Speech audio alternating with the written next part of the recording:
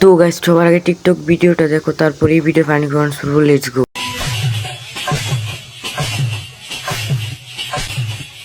আশা cement, বাংলাদেশের প্রথম triple tested international standard